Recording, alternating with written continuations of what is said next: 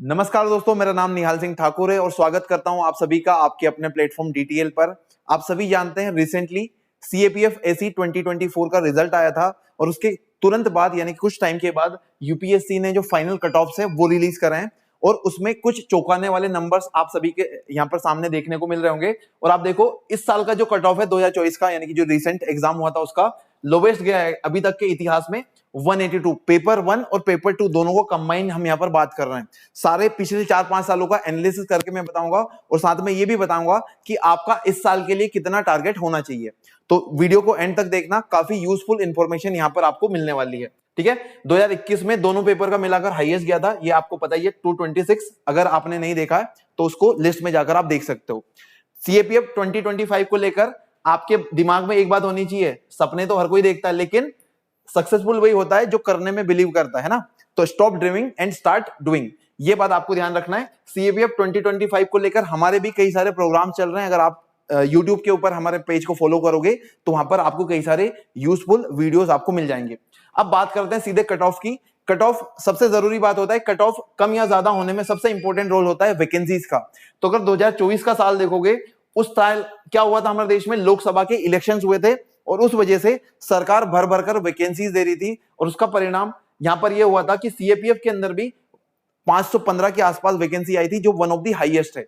तो जब वैकेंसी ज्यादा होगी तो ऑब्वियसली बात है कंपटीशन थोड़ा सा कम हो जाएगा, क्योंकि कई सारे लोग एग्जामिनेशन के अंदर सेलेक्ट हो जाएंगे और कट ऑफ भी थोड़ा सा कम हो जाएगा। और उसी का रिजल्ट आपको यहां पर देखने को मिल रहा होगा। अगर आप पेपर 1 का कट ऑफ देखोगे तो वो जनरल का 97.44 गया था पेपर 1 का, है ना। याद रखिए सीएपीएफ के अंदर आपको कई सारे कट ऑफ क्लियर करने होते हैं। सबसे पहले पेपर 1 का कट ऑफ क्लियर करना होगा, वो होगा तभी आपकी पेपर 2 की कॉपी चेक होगी। पेपर 2 के अंदर मिनिमम क्वालिफाइंग मार्क्स आपके 50 होने चाहिए, नहीं तो फिर आप जो प्रोसेस है सिलेक्शन की उससे बाहर हो जाओगे। उसके बाद इन दोनों पेपर्स के मिलाकर एक कट ऑफ बनता है जो कि इस साल गया है 182। यही क्या है आपका लोवेस्ट है, कई सारे सालों में one of the lowest marks हैं ये 182। तो उसके बाद जो फाइनल कट ऑफ है वो है आपका 311, यानी कि 311 जिस भी जो लास्ट सिलेक्टेड कैंडिडेट है जनरल कैटेगरी से उसको 311 नंबर मिले हैं। उसके बाद ईडब्ल्यूएस वाले को 292, उसके बाद 308, 283 एंड 286 इन रिस्पेक्टिव कैटेगरीज, है ना। तो यहां पर आप देख सकते हो ये अलग अलग क्या है आपके मार्क्स हैं। अब यहां पर एक कंफ्यूजन है, कई सारे स्टूडेंट्स को ऐसा लग रहा है कि यहां पर कट ऑफ तो बहुत ज्यादा कम गई है, बस 100 नंबर तो लाने हैं और इजीली हम पास कर जाएंगे, लेकिन ऐसा नहीं है। आपको वहां पर क्या दो चीजों का ध्यान रखना है। सबसे जरूरी है 515 जो वैकेंसी वापस इस साल उतनी आपको मिली नहीं है, क्योंकि इस साल का अगर आप नोटिफिकेशन देखोगे तो वहां पर आपको वैकेंसीज का नंबर थोड़ा सा कम है, इसके कंपैरिजन में तो काफी कम है। तो उस हिसाब से कंपटीशन भी बढ़ेगा, लगातार हर साल बढ़ रहा है। कई सारे सिविल सर्विसेज के जो एस्पिरेंट्स है वो भी इस एग्जाम में शामिल होते हैं। तो आपको उस हिसाब से अपनी स्ट्रेटेजी को बनाना है और आगे अपनी जो स्टडीज है उनको प्लान करना है। और यहां पर देखो आप 97 और 182, तो इन दोनों के बीच में एक अच्छा खासा डिफरेंस है। तो अगर 86 मार्क्स आपके पेपर 2 में आ सकते हैं क्या, थोड़ा सा मुश्किल टास्क होता है। नॉर्मल जो स्टूडेंट्स होते हैं उनको 86 मार्क्स लाना या फिर 90 या 90 प्लस जाना मुश्किल होता है। तो आपके दिमाग में अभी भी याद रखना है कि जो पेपर 1 है वही क्या है आपका गेम चेंजर है। इसके अंदर जितने ज्यादा आपके मार्क्स आएंगे सिलेक्शन का चांसेस आपके उतने ज्यादा बढ़ते जाएंगे। तो अभी भी आपकी स्टडीज आपको हल्की नहीं करना है, लगातार अपने रिवीजन पर फोकस करना है। काफी कम टाइम बचा है, रिवीजन पर फोकस करो, यही मेरा कहना है। तो यहां पर आप देखो ये जो नंबर है इसके ट्रैप में नहीं आना है। यहां पर आपका टारगेट होना चाहिए 150, उसके बाद इधर टारगेट होना चाहिए 85 से लेकर 100 के बीच में, तभी आपका सिलेक्शन होगा। क्योंकि इस बार वैकेंसीज कम है और वैकेंसीज कम होने के कारण पिछले बार के जो कट ऑफ थे, अगर आप 2023 का देखोगे तो 2023 का फाइनल कट ऑफ 325 था और पेपर 1 का था आपका 118, जो काफी ज्यादा है इस साल के कंपैरिजन में, जब लगभग आपके 20 मार्क्स ज्यादा है। उसके बाद दोनों पेपर्स के अगर आप मिला दोगे 196, तो आप देखो यहां पर ज्यादा डिफरेंस नहीं आ रहा है। दोनों पेपर्स का जो कट ऑफ है उनमें ज्यादा डिफरेंस नहीं है। 182 आया था आपका 2024 का, अभी जो रिसेंट एग्जाम हुआ उसका, और उसके पहले आया था आपका 196।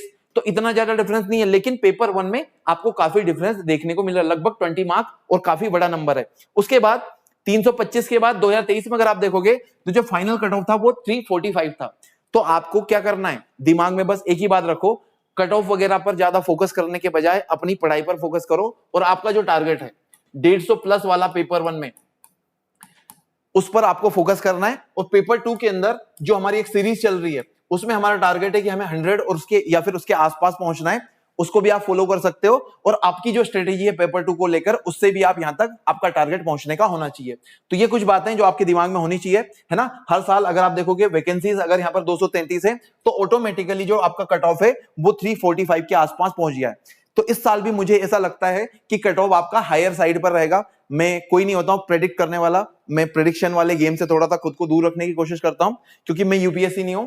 एग्जाम का लेवल अगर बहुत ज्यादा मुश्किल आ गया तो वो कट ऑफ के सारे जो एनालिसिस है वो आपके धरे के धरे रह सकते हैं। तो मैं यही कहना चाहूंगा कि इस साल जो कट ऑफ है उससे तो ऊपर ही जाएगा, और उसका सबसे मेजर कारण है आपका वैकेंसीज का कम होना पिछले साल के कंपैरिजन में।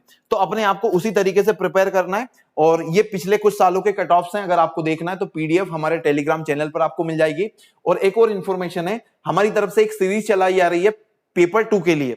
सीएपीएफ असिस्टेंट कमांडेंट एग्जाम 2025 का जो है उसमें पेपर 2 का बहुत ज्यादा इंपॉर्टेंट रोल है।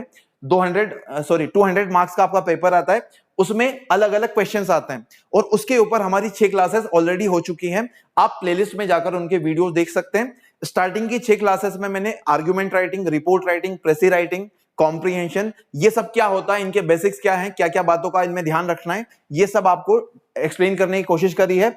और कमेंट्स के अंदर आप जाकर देख सकते हो कि उन पर काफी अच्छा रिस्पॉन्स भी मिला है। तो आप भी जाकर उन वीडियोस को देख सकते हो, आपको इससे काफी फायदा मिलेगा। और उसके बाद जो हमारी क्लासेस है वो लाइव होंगी।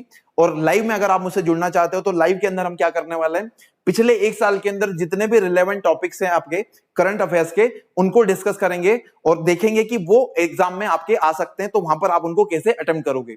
तो उससे रिलेटेड जो भी इंपॉर्टेंट पॉइंट्स है, सिनॉप्सिस है, डेटा है, फैक्ट्स हैं, सभी को हम यहाँ पर कवर करने की कोशिश करेंगे।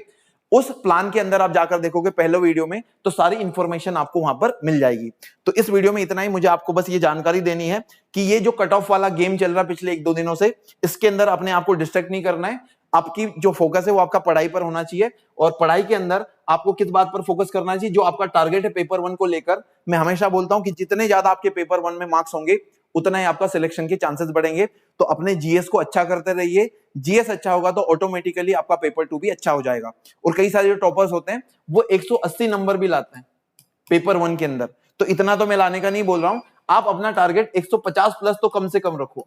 150 अगर आपके नंबर्स आ गए पेपर 1 के अंदर तो मुझे लगता है कि आपका सिलेक्शन हो जाएगा, ठीक है, चाहे कितनी भी कम वैकेंसी हो। तो इस साल आपको टारगेट रखना चाहिए 150 और पेपर 2 के अंदर 100 के आसपास, और उसी के हिसाब से अपने रिवीजन पर फोकस करना चाहिए।